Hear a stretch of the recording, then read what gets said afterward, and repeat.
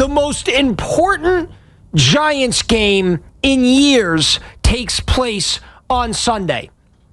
And the Giants have to lose this game. Like, if you're not on board with this yet, the train is pulling from the station, and it's the great train. I got a seat on it. There are plenty of seats. I've saved them for you. I know there's a lot of people, that Giant, you got to win. I always root for my team to win. And you don't want to get on that train, even though it's a great train. Not just a great train, it's the great train. It's greatness, because the destination on this train, the final destination, is the number one overall pick. And the only way to secure the number one overall pick in the 2026 draft is for the Giants to lose on Sunday. It's all I want for Christmas. All I want for Christmas is for the Giants to lose on Sunday. All I want for Christmas is for the Raiders to beat the Giants. That's what I want. That's all I want for Christmas. Well, maybe a couple other things. You know, Knicks championship, Mets World Series. But really, all I want for Christmas, Sydney Sweeney's phone number, all I want for Christmas is for the Giants to lose on Sunday. It's not about culture building. It's not about Jaxson Dart getting the reps. Let's be honest. A win against the Raiders on Sunday will do nothing for Jaxson Dart and this team and this culture down the line. Like, if Jaxson Dart is hoisting the Lombardi Trophy with Andy Reid or Mike McCarthy or John Harbaugh in 5 years from now, when the reporter asks Jaxson Dart, you know, which hot blonde are you taking to Disney World? And also, hey, how did you get here? What was the journey? Can you tell us the turning point? Jaxson Dart's not going to say, oh, yeah, you know what it was? It was that win against the Raiders in December against a crappy team when the only thing that mattered was losing the game. It is more important to Jaxson Dart. It is more important to this franchise. It is more important to us as Giant fans to lose. And yes, I've been on a quest. I've been on a mission to find a softer word and phrase for tanking. Haven't gotten one yet. I like Back to the Future. I like the idea of going back to get to the future. But we haven't figured it out yet. And once we do, this conversation will be a lot easier to have down the line. It'll be like the eggnog, smooth right down the gullet. Because when you hear the word lose, when you hear the word tank, it frustrates you. It angers you. It makes you mad. But it shouldn't.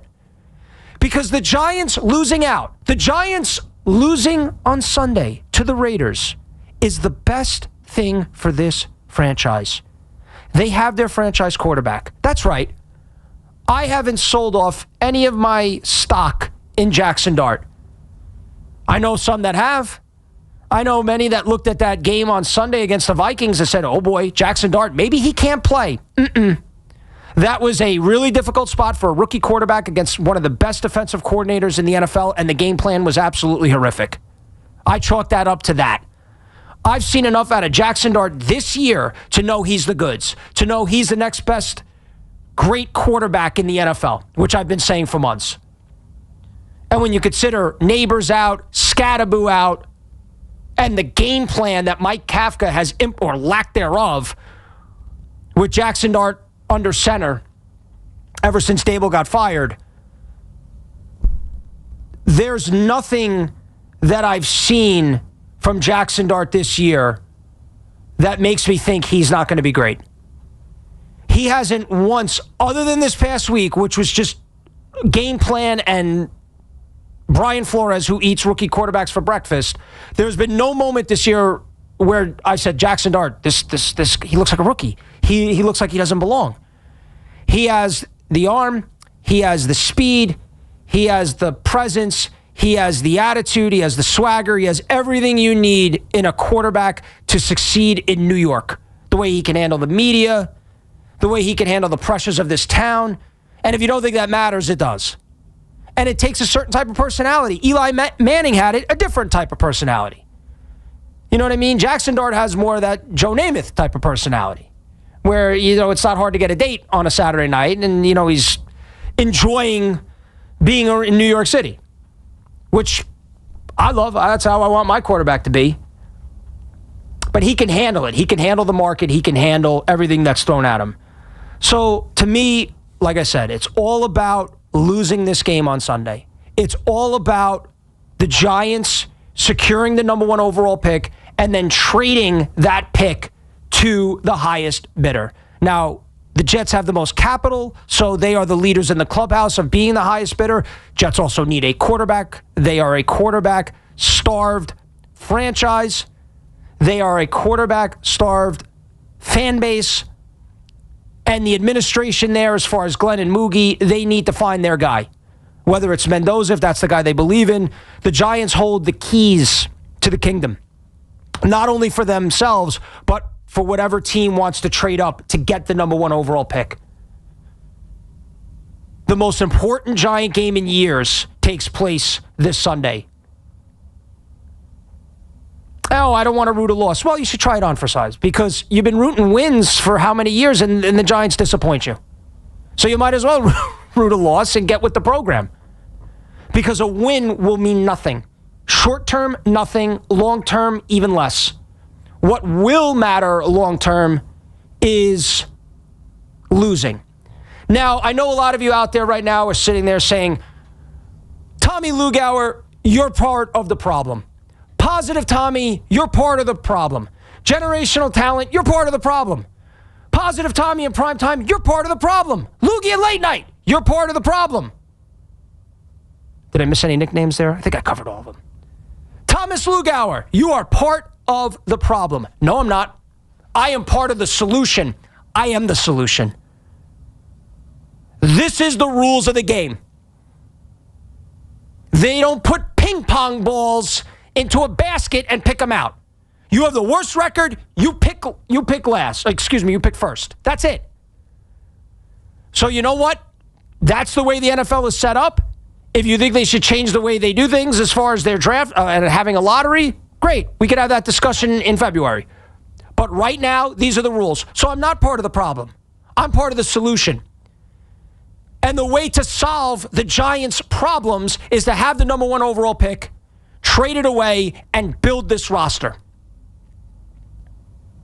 Which I already think is a very good roster, as I've told you, but they do need another wide receiver, somebody in the secondary. You can never have enough offensive linemen. It's not a perfect roster. But having those assets, those picks in the first and second round, is paramount and would be monumental to the success of Jaxson Dart and the Giants franchise. Beating the horrific Las Vegas Raiders in December will do nothing. It will do nothing for culture building. It will do nothing for this team. It will do nothing for us as fans. Nothing. Nothing. 888-808-1019 is the number to call. Let's go to Billy and Merrick. What's up, Billy? Hey, Tommy. You forgot about the nickname, the OTC, the OPC, Original Positivity Chief.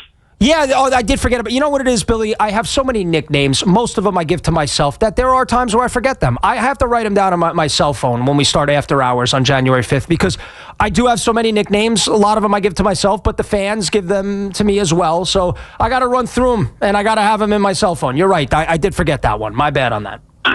So quick question for you. Would you entertain a trade offer from the Jets giving you their first round pick, their second round pick, next year's first round for Dart?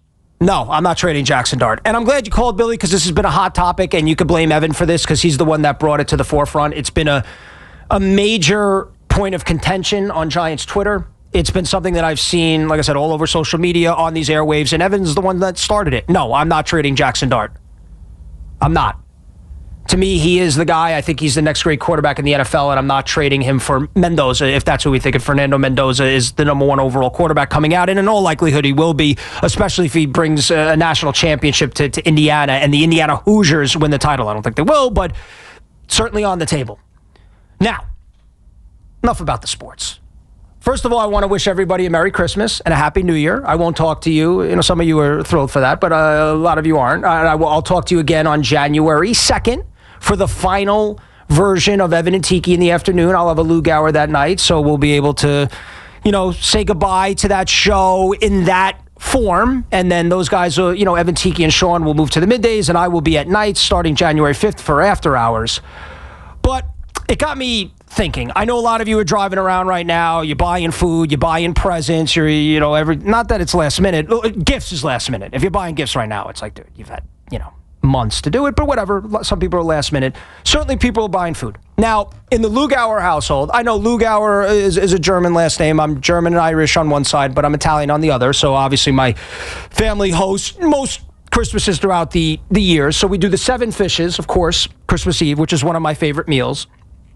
Whether it's the mussels, whether it's the shrimp, whether it's the scallops. Yes, I said it wrong on purpose, so you're mad at me. Some people say scallops. It's obviously scallops here, but the 7 fishes are tremendous. And then I got a text from my mother the other day. And normally I go after my wife on the show, but my mom sent me something that I thought was kind of funny.